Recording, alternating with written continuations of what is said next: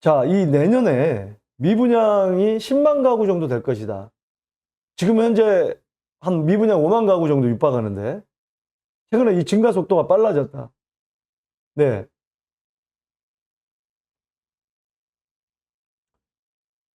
미분양이 가장 많았을 때가 지금 한 2008년 금융위기 때 그때 한 16만, 뭐 12만, 11만 이렇게 많았는데 거의 미분양이 없었다가 최근에 다시 증가하는 추세인데 이게 내년에 10만 가구까지 갈 것이다. 조금은 이제 심각해지는 상황으로 갈 수도 있겠죠. 자, 그렇게 된다고 한다면 지금 여러 가지 이런 상황이 펼쳐지고 있어요. 무순위 청약. 미분양이 되니까 무순위 청약만 계속 10번, 14번을 합니다. 근데도 다 채워지질 않아요. 자, 그래서 이 청약 자격 중에 국토교통부에서 내년부터는 무순위 청약 자격이 해당 주택 건설 지역에 거주하는 무주택 세대 구성원이 성년자에서 무주택 세대 구성원 성년자로 변경된다고 합니다. 자, 즉 주택 건설 지역에 거주하는 그런 요건을 뺀다는 거죠. 네. 아무래도 그러면은 무주택 세대 구성원이 성년자가 뭐 다 전국에서 이렇게 거주 요건 없이 청약을 할 수 있으면 지금보다는 미분양이 좀 줄어들 수 있는 그런 효과는 있을 것 같습니다. 네.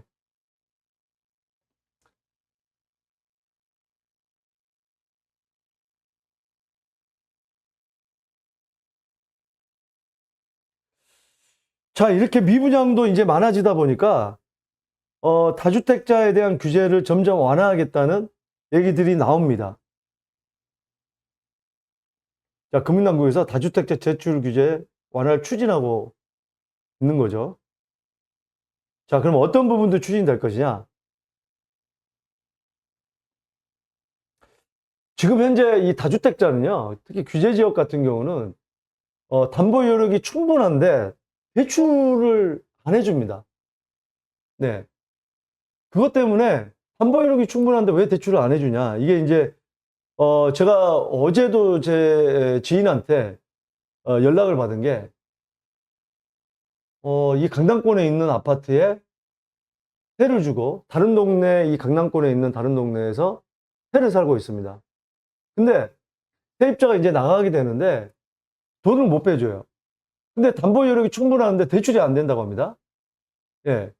이런 분들은 지금 다 얽히고 설켜 있습니다. 최근에 또 이런 분도 많죠. 신규 주택을 분양을 받았는데 기존 주택이 팔리지 않아요. 2년 내에 처분해야 되는데 2년이 다 돼가도 팔리지 않습니다. 이런 분들 어떻게 해야 되느냐? 팔고 싶어도 팔리지 않는 집들을 위해서 정부에서 그러면은 이런 분들은 다 신규 주택에 있는 이 계약금 내놓고 지금까지 진행됐던 주택을 다 날려야 되느냐? 자격 취소가 되면.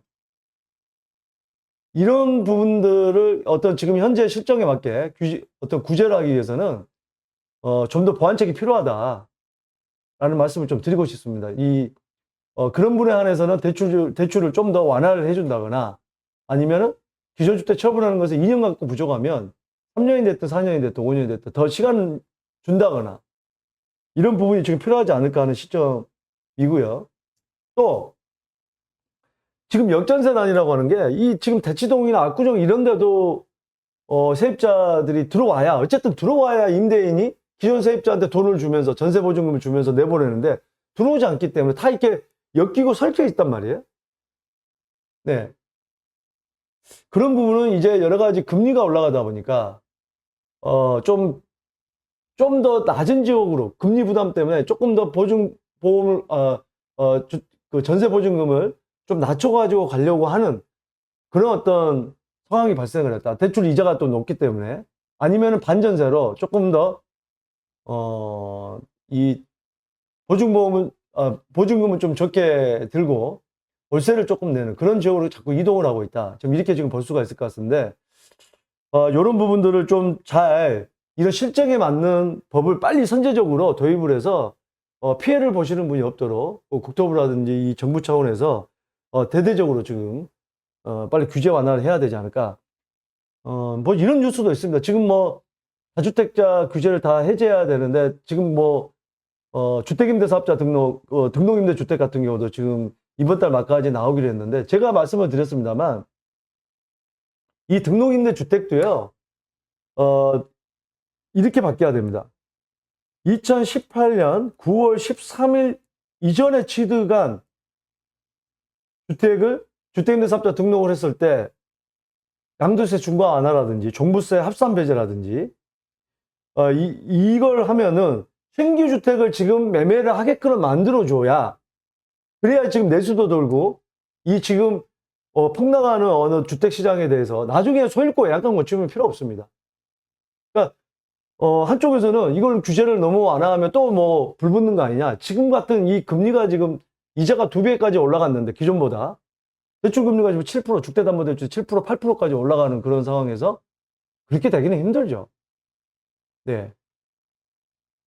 풀 때 선제적으로 풀어줘야 그나마 여러 가지 어떤 이 경제의 타격이라든지 또 경제라는 내수라는 게 다 얽히고 섞여 있기 때문에 그런 부분을 좀 해결할 수 있지. 지금 같은 상황에서 규제를 풀어준다고 해서 갑자기 폭등하고 그럴 수가 있는 경제 환경이 아닙니다, 지금. 네. 많은 부분들이 지금 어떤 은행의 힘을 빌려서 대출을 많이 받아 있는 상황에서 그렇지는 않아요. 근데 어쨌든 간에 이 다주택자들이 임대사업을 하는 우리나라 같은 경우는 지금 공공임대 같은 경우는 10%도 안 되고 90%가 민간임대인데 이 민간임대를 활성화를 좀 시켜서 조금 더 시장 안정화를 가져와야 돼요.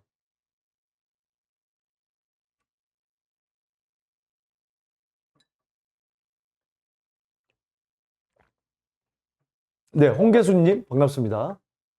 혼님 반갑습니다. 나리나리 개나리, 나리나리 개나리.